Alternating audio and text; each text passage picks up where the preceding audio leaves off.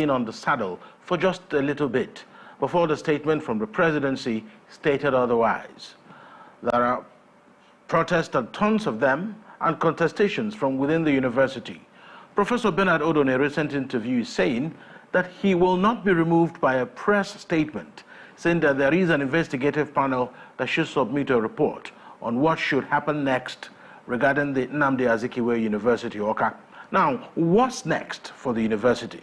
And with a new acting vice-chancellor on the horizon, where will this saga take the only university named after the great Zik of Africa, Dr. Nnamdi Azikiwe? This is the Eastern Eye. I am Alex Obodo.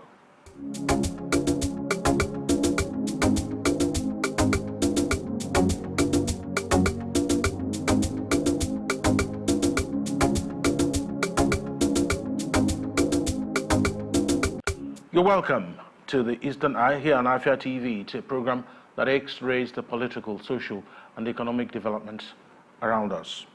And then there are very interesting developments from the Nnamdi Azikiwe University, Awka. Two letters which I will ask my friends over at the MCR to show.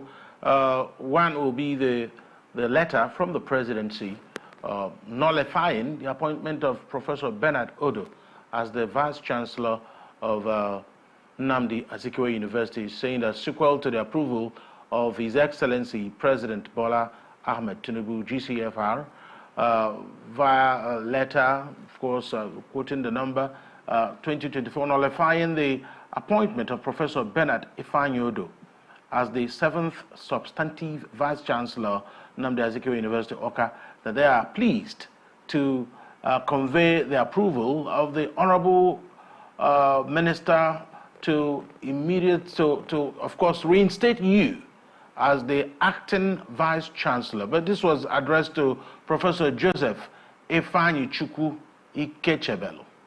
So he is the acting vice-chancellor, as it is, of the Nnamdi Azikiwe University. That's the letter there you're reading. If you look at the person addressed, is to Professor Joseph Ifeanyichukwu Ikechebelu, or Ikechebelu, that's what it is. Ikechebelu. So he was an acting vice-chancellor. That's why they said it's reinstatement, because he was in that position before. So there is a back and forth in Nnamdi Azikiwe University, contestations about the emergence of Professor Bernard Odo not following due process. We will take a break and we will have our guest talking to us about this particular development. We'll be right back here on the Eastern Eye.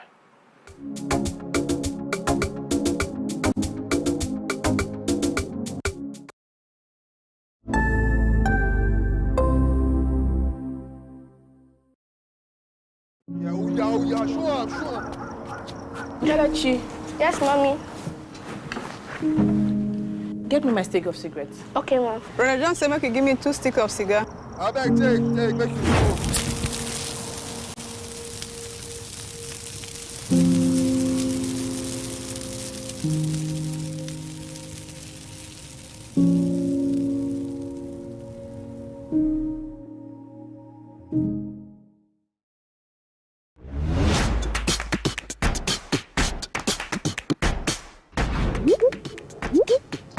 Looking to grow your business? At Afia TV, we've got just what you need. With our various on-screen advertising options like spacebags, lower third, sidebars, right in front of your audience. With our lower third, your brand messages appear during the most viewed programs on TV, allowing your audience to see your message without interrupting their TV experience. Now, if you want to go big, our spacebar is ideal because it puts your brand messages on spotlight without interrupting viewers' experience. With our sidebars, your brand messages also takes the spotlight on our screen, ensuring brand exposure. These advertising options are affordable, effective, and designed to drive results. Get started today and watch your business shoot up. For more inquiries, call the numbers on your screen.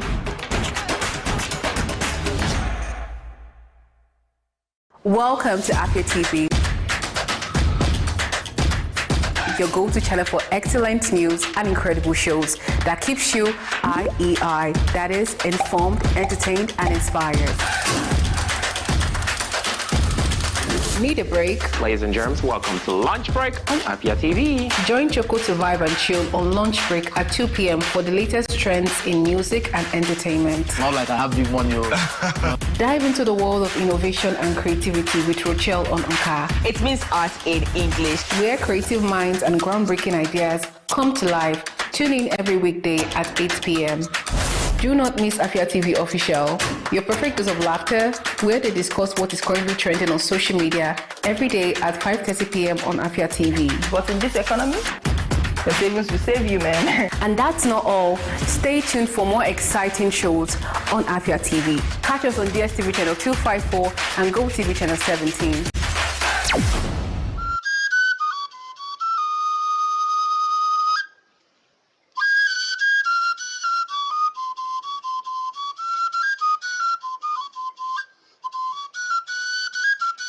You've often wondered, what does it mean to be Igbo in today's Nigeria?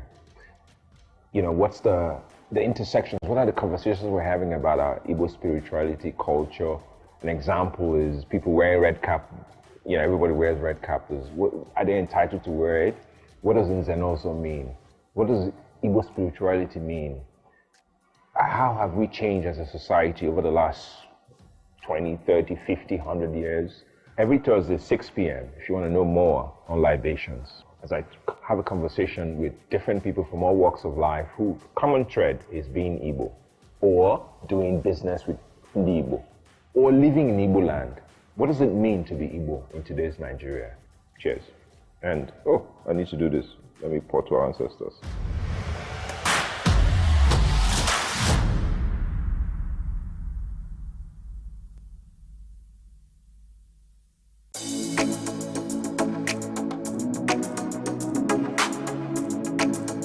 Good evening to you, viewer, and welcome to Women in Business, a show that profiles women, executives, and even the next girl store owner, showcasing Igbo greatness to the world. I started always obsessed with books ever since I was a child. The stress of always converting naira to dollar and An incompetent means an incompetent person.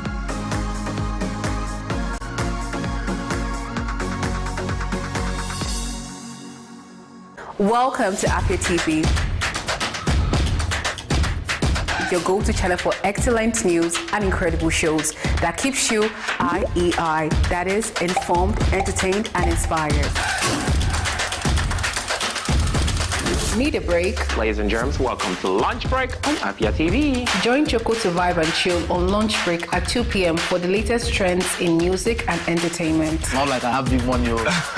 Dive into the world of innovation and creativity with Rochelle on Anka. It means art in English. Where creative minds and groundbreaking ideas come to life. Tune in every weekday at 8 p.m.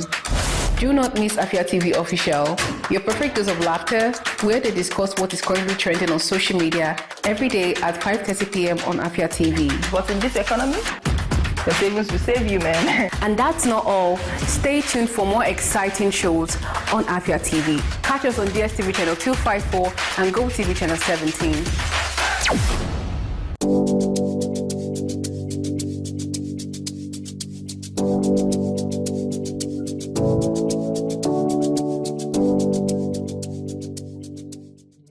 What are your thoughts on the spate of sex for grades in Nigerian universities? This very issue of owing salary should be criminalized. How can they amplify their voices? People don't have evidence. You want to get to know about it? Have to stay tuned right here on Afia Morning Show to get the pulse and the feel of that.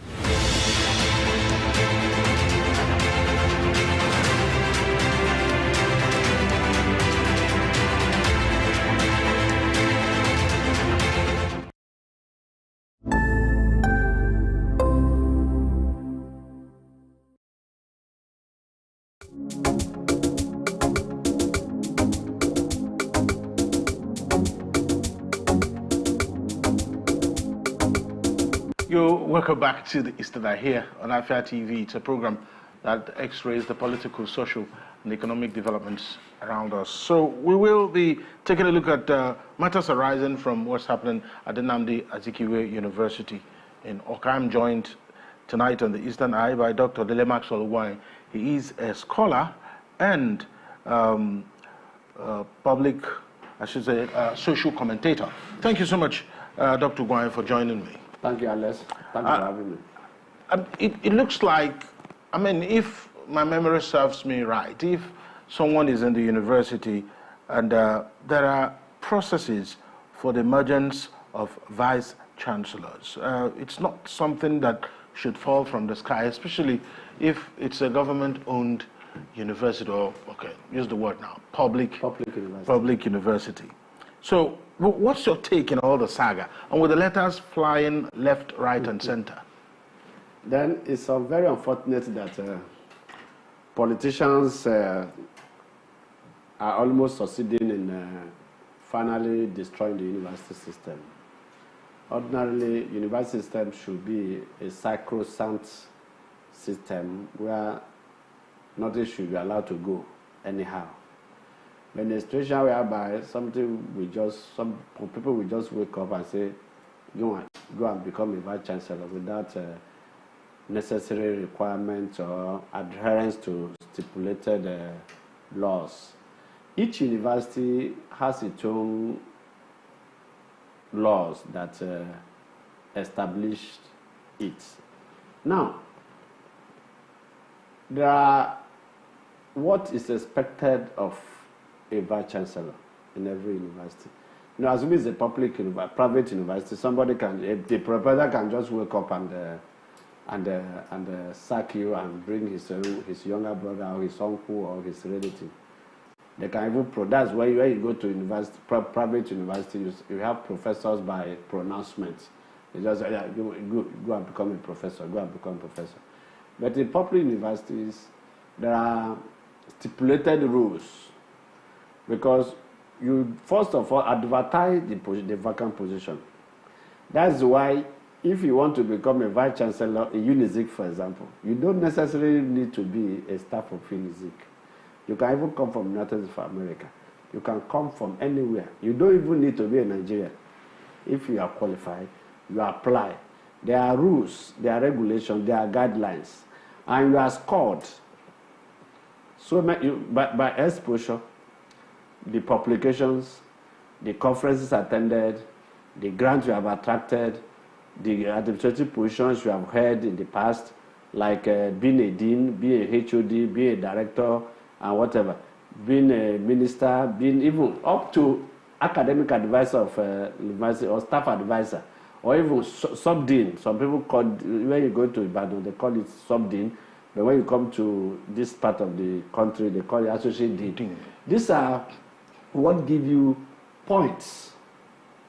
So each applicant is graded based on their experiences, based on scholarship, based on administrative technical know-how, and what they can. They will even ask you in 10 paragraphs, what are your vision? Because you need to, as an aspiring vice chancellor, you need to tell the governing council or the panel of interviewers your vision for the university. So you need to pitch for the job. Yes, you need to really pitch for the job. They will ask you, where do you see the university you want to be vice chancellor in the next 5 years? When you be exiting, where will the university be? These are some of the things, and they are scored. It can be 5 members of the panel, it can be 10, it can be 11, it can be 15, depending on the kind of committee set up by the governing council. At times, you have such committee that governing council may inaugurate a committee. They call it search committee. The idea is to search for the best. You can search for, then they recommend to the governing council. Then governing council will not pick. Because the idea is this. I don't know whether the law has changed. The governing council can only shortlist 3 candidates to the visitor. The visitor will not pick one among the 3 based on his own discretion and whatever. But the governing council will always shortlist 3. And each applicant should have their scorecard. Maybe 10 of us are the panel, then your own score, my own score will differ from you. I can score higher in exposure, international engagement, international collaboration, but I will score low in an experience or publication. Another person may score high because he has been a dean, he has been a HOD, he has been this, but he doesn't have the publications. Yeah. So these are the variables you use in deciding who wins, who comes first, who comes second, who comes third, right, till the last person. So what I get from your explanation is that even after all this, it's still at the discretion of one man, probably. Yeah, they shortlist the visitor. Okay, fine. I but I don't know whether the thing is still in vogue now. I didn't know whether they have changed. Yes, I had a chat with Professor Chijoko Wasamba earlier in the day because he is not available, would have joined us. And he wrote, yes, he is from the Obafemi Awolowo University, Ileife, Department of English Language. He said, before a vice-chancellor is appointed by the council of a university in accordance with the 2014 Autonomy Act of the Federal University, the following must apply. 6 months before the end of the tenure of the outgoing VC, the University Governing Council causes an advertisement to be made in at least 2 national newspapers explaining the requirements, one of which must be that an applicant must have been a professor for some years as determined by the council. Then, just like you mentioned, a search committee is set up. 2 members of the search committee must come from the congregation, and one of these must not be a professor. The idea behind having a search committee is to ensure that those who are vice-chancellorship materials within and without the university but may not want to apply or are searched by the committee and encouraged to apply. The report of the search committee is presented to the council. 2 members of the University Senate are elected on the floor of the Senate for the purposes of interviewing the selected candidates. And of course, for the appointment of the VC, these 2 Senate members who must be professors join other 4 members of council with the chairman of council to interview the candidates. 1 candidate is appointed as ranked by the council, and his or her name is sent to the Ministry of Education for announcement and recognition on behalf of the visitor to the university. The visitor to the federal universities is the president, while for the state universities, their state governors are. Now, what this means is that this is, I mean, maybe we should be seeing other things other than me. So what this means is that in this process, both the internal and the external members of council are involved. It should be noted that according to the University Autonomy Act, the governing council of the employs all staff, including the VC, is comprised of the following: the VC, the DVCs, 4 elected Senate members, 2 elected congregation members, 4 government-appointed members, including the chairman and pro-chancellor, and each representative of Ministry of Education. Now, apart from whether the man so appointed by the chairman and pro-chancellor of UNIZIK is a professor of the university, did the council follow due process? Is the man truly a professor? Is there a confirmation from the university where he claimed to have been made a professor that he is one? Is he on the faculty list of the Faculty of Science of UNIZIK as a professor? Now, he says it looks like the man's professorship is shrouded in secrecy. Finally, the chairman and pro-chancellor of council of any university cannot and does not have the singular power to appoint a VC. So how did we come to the point where it looked like one person actually did the job in Nnamdi Azikiwe University? It's not a one-man job. All right. It's actually a committee. It's a process. Now, but then the whole complaint is that it looks like one person had overbearing influence. That's why there is an issue. That's why there are issues now, in the sense that if you have done it well, where are the other applicants? Where are the scorecards? Who are who score? Who have who interviewed? This is what the Governing Council should be telling us.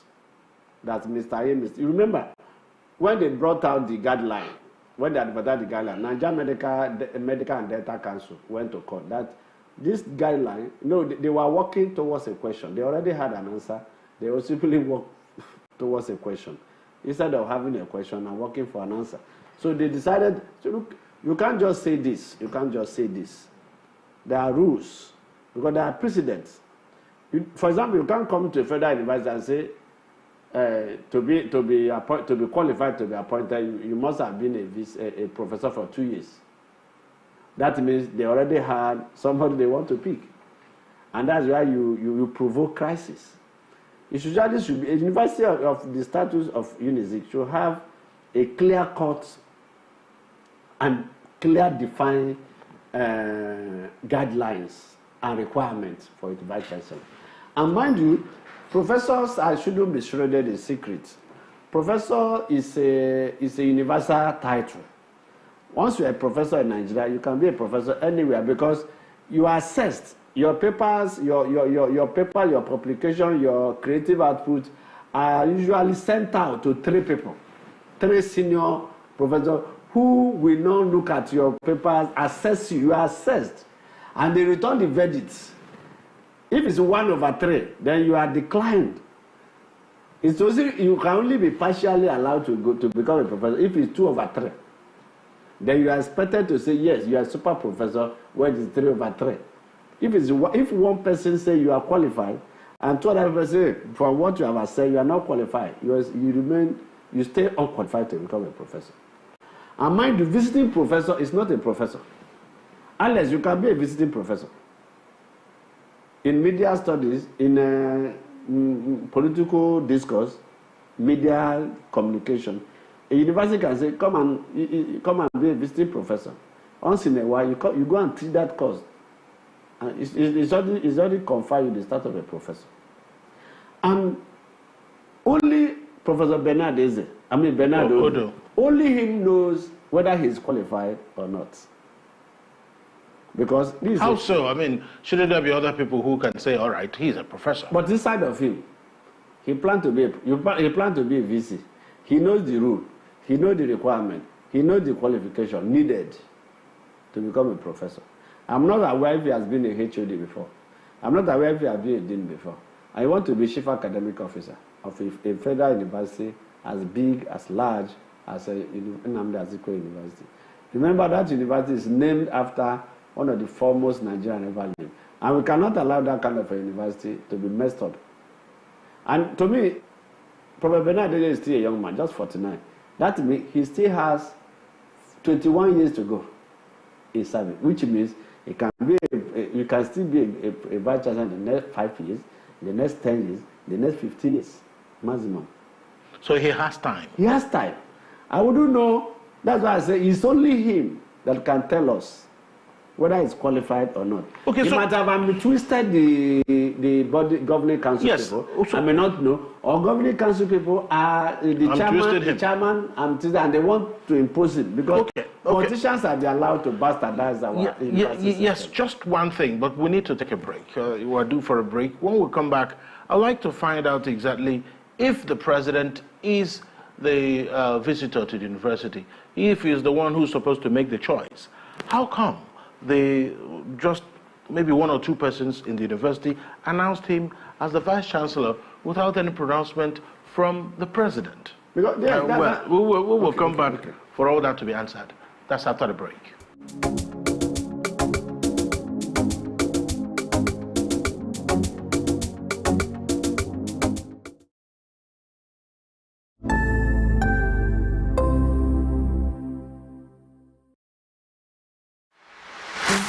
From the commercial nerve center of the southeastern Nigeria, the Abia State Government and Aba Chamber of Commerce, Industries, Mines and Agriculture, ASIMA, invite manufacturers, investors, trade unions, captains of industries, and the general public to the 2024 Aba International Trade Fair Summit and Exhibition. Take advantage of these opportunities to showcase your business to the rest of the world. Improve your sales and brand visibility. Date 28 November to 7th December 2024. Venue Aba Mega Mall along Aba Umaya Expressway, Osisioma, Abia State. This message is endorsed by the Abia State Government and Aba Chamber of Commerce, Industries, Mines and and Agriculture. ASIMA. For partnership, sponsorship, and participation enquiries, visit www.abainternationaltradefair.com. On Facebook at Aba International Trade Fair. On X, Aba International Trade Fair. Or call Marcus on 0806 605 4420 or Sam on 0802 826 9391. Aba International Trade Fair. Be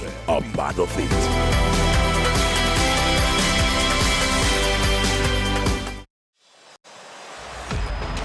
75 days since the last day of last season. We are ready to do it all again.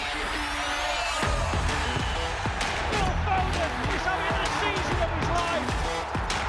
Brilliant! Just brilliant! That is quite something! Stay connected for all the football you want, starting from 5,100 Naira per month.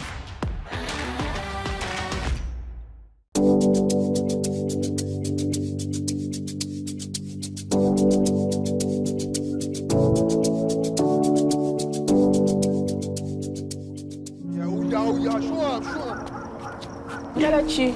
Yes, mommy. Get me my stick of cigarettes. Okay, mom. Brother John said, make you give me 2 sticks of cigar. I beg, take, make you go.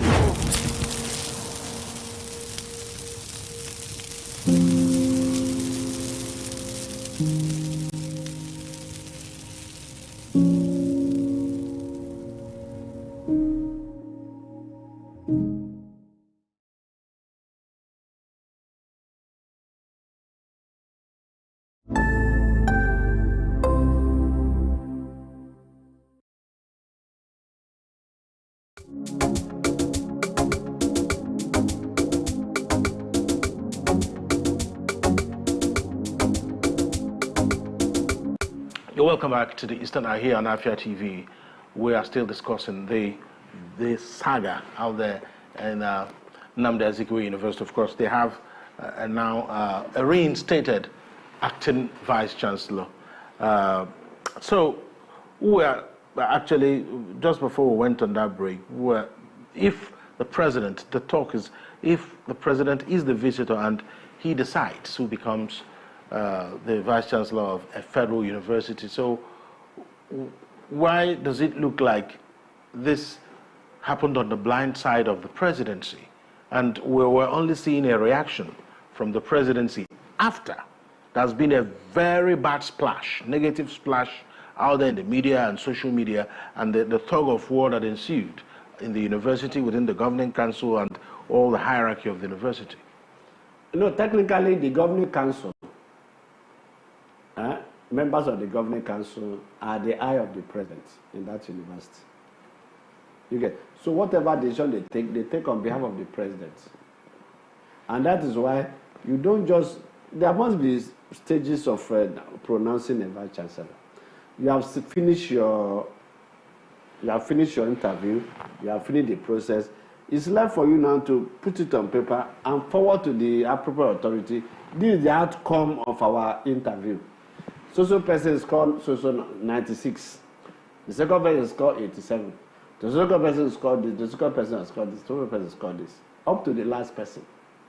Then we are shortlisting 1, 2, 3, and we recommend this person for the vice chancellorship. Then either the minister of education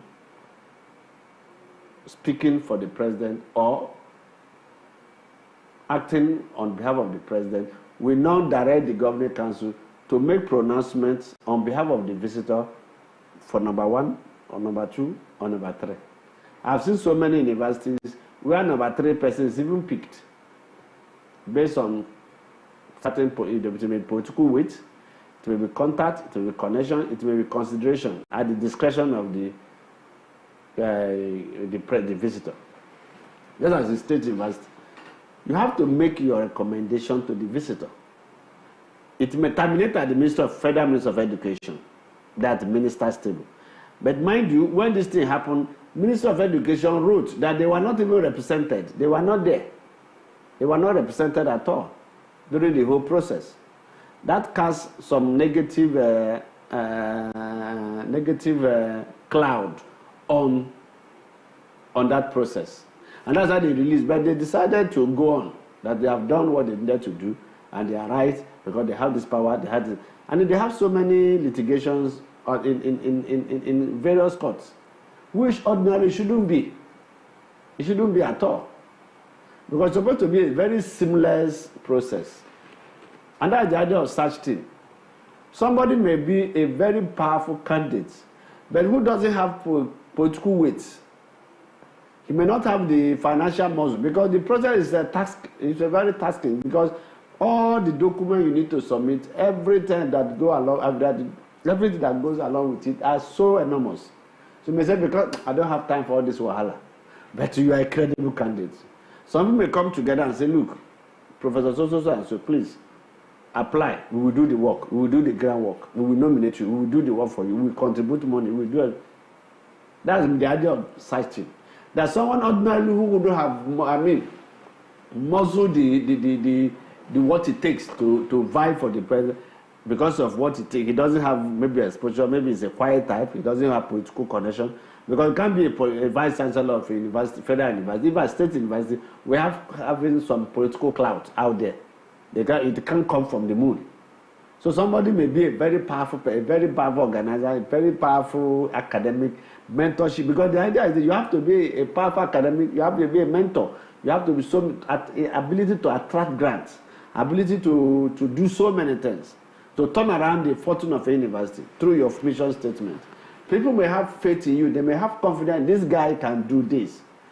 Let's go. Some professors, some big, maybe politicians, the governor can even call you.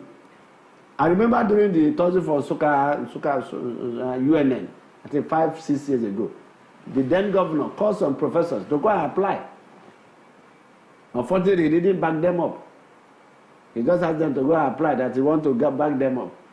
So many things should not be said on TV here. Mm-hmm. But so somebody that was sitting there watching his TV in the house and sipping his coffee is asked to go and, but if governor asks you to go and apply, won't you go? Maybe there's a political muscle behind that is going to use to but at the end of the day, so what I'm saying, and they have some excessively ambitious people. They want to be by fire by force. So before the announcement, before the advertisement, they've already started campaigning and they're doing a lot of things. So that's the idea of the side team. Instead of this man who has been campaigning, who has been pulling all the levers of power to support him, instead of him to be, you are better or we will support you.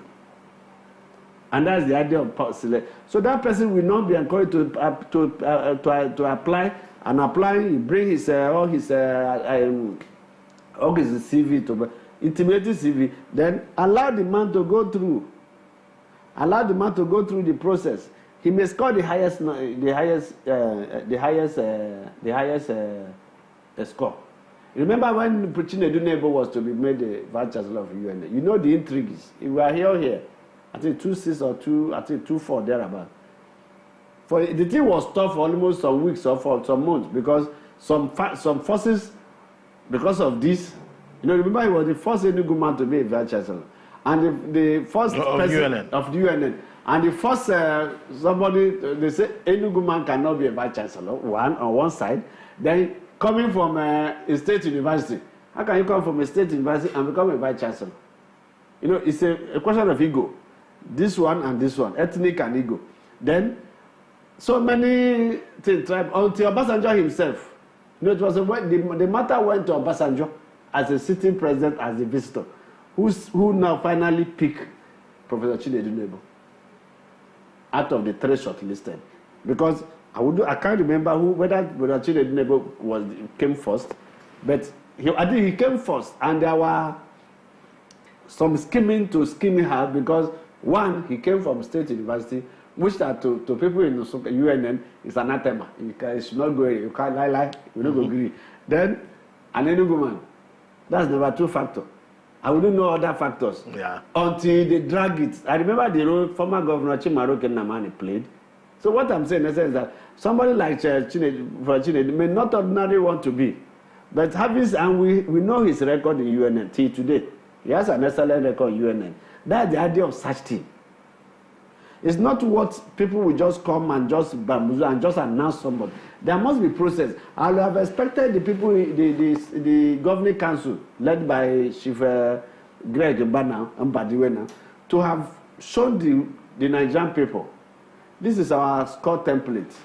This is a candidate's courses. This is in publication, in experience, in administrative expertise, in grant, his vision for the university. You tabulate all these things, on all these items. This is his score, so, and total. This is what is called. Candidate B, this is what is called. Candidate C is called this. Candidate, up to the last candidate. But we didn't have the benefit or the benefit of seeing those things. Because now it has become a problem. They should have shown us all these things in order to validate their own decision. So typically, what is looking like, those things you are mentioning never happened. Because if it did, in their defense, they will say, all right, we organized an interview and he aced it. He beat everybody to it. And then he came on. But you've presented a very interesting example, and that of the emergence of Professor Chinedu Nebo. By the way, he's gone ahead to be Vice-Chancellor of another federal university. No, that was by fiat. Federal University of Yekiti. That was by fiat. When they created them, Vice-Chancellor, President then just announced people because there was no governing council nothing like that. So then, apart from that, I think he's the chairman of the governing council of University of the Niger. On the Niger. Yes. Okay, great. He's doing very well there. So great. Now, so there are ethnic, tribal, or even clannish considerations in this.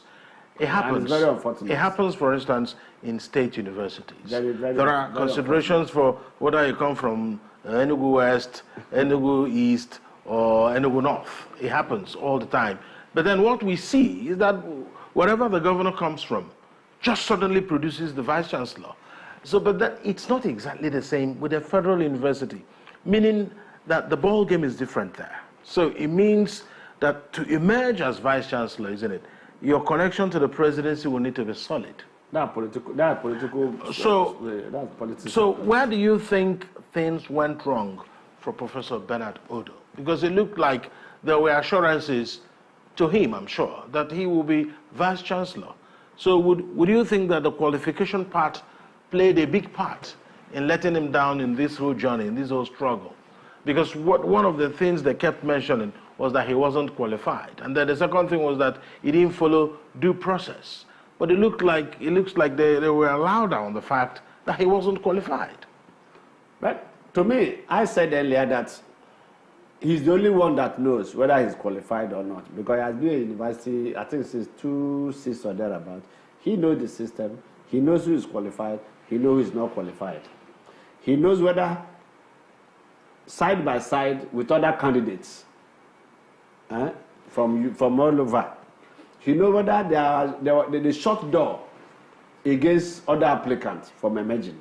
Nobody can say, we can't stay here and know. But he knows that maybe because of political connection, remember he has been a secretary to the state government for 4 or 5 years. That's a normal. He has been a governorship candidate in the last election. That makes him to have serious political leverage. But it's not the same thing with when you come to academics. In academic, you have to understand the rudiments. Because that's why they call them eggheads. They don't agree. In academic, they don't agree. And now that ASU seems to be national, ASU issue seems to be a very dicey issue for the federal government.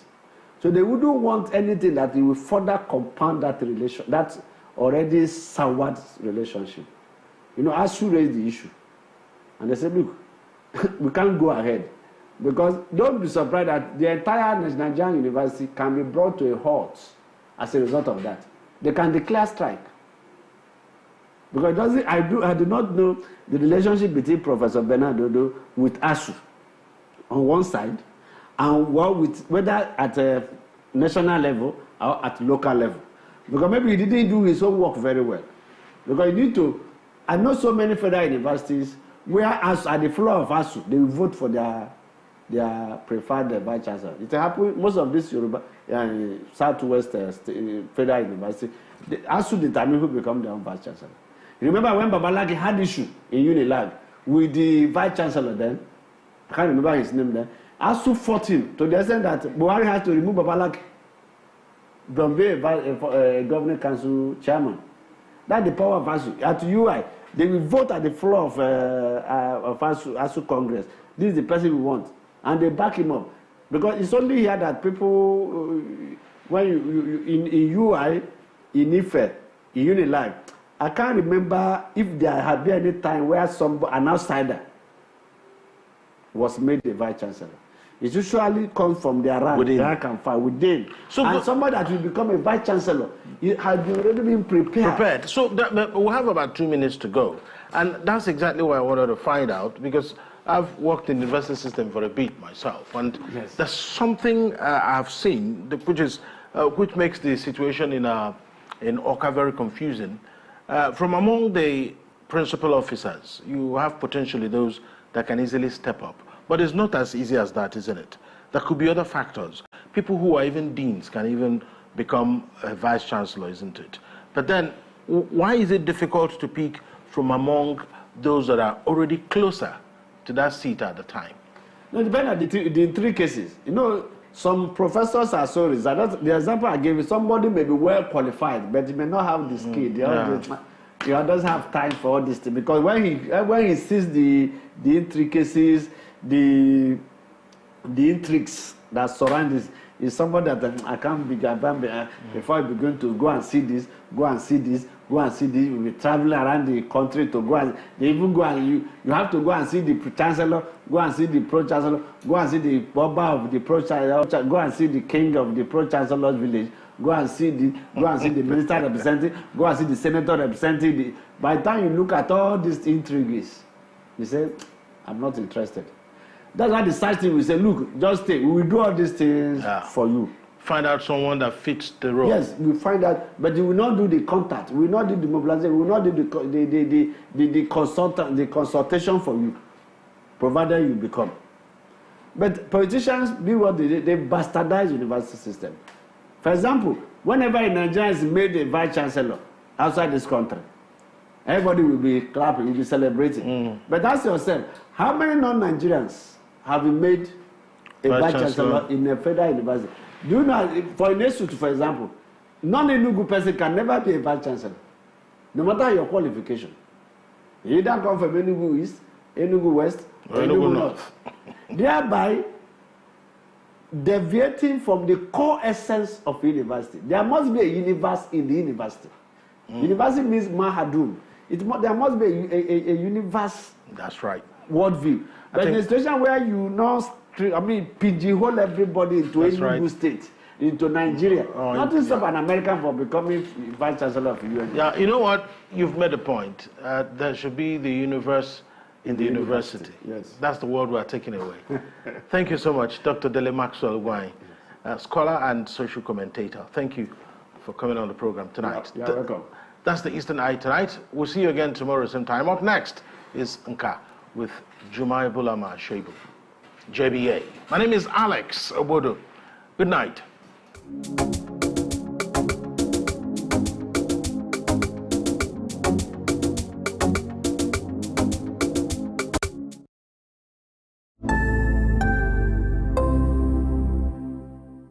What are your thoughts on the spate of sex for grades in Nigerian universities? This very issue of owing salary should be criminalized. How can they amplify their voices? People don't have evidence. You want to get to know about it? Have to stay tuned right here on Afia Morning Show to get the pulse and the feel of that.